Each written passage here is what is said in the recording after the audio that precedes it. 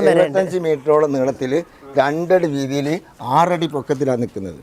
Correct ഇതാ. അതുകൊണ്ടിട്ടാണ് നോക്കിങ്ങള് എന്തോരാ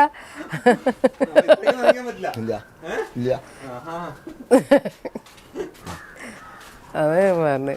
മൊയ്തീൻ കോയ എല്ലാവരും മൊന്നാക്കാന്നാണ് വിളിക്കുന്നത്. എൻ്റെ പേര് റസിയ.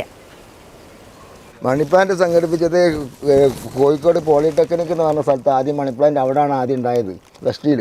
അവിടെ നിന്ന് 2 തണ്ട് മണിപ്ലാന്റ് 2 2 4 4 6 ഇപ്പം ലക്ഷക്കണക്കിന് മരടായി.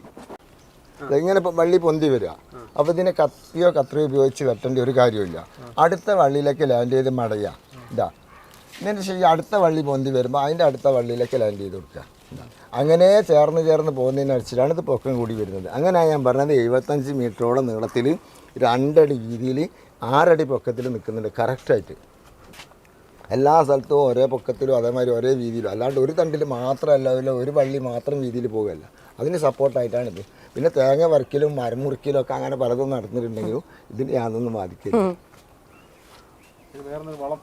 ഒരു പ്രത്യേകിച്ച് ഒരു വളമില്ല, വെള്ളം മാത്രം, ഒരു വളമില്ല. വളം എന്ന് പറയാൻ വളത്തിൻ്റെ ആവശ്യം വരുന്നില്ല. കാരണം ഞങ്ങൾ ആദ്യം കരുതലും നനയാണ് വളം.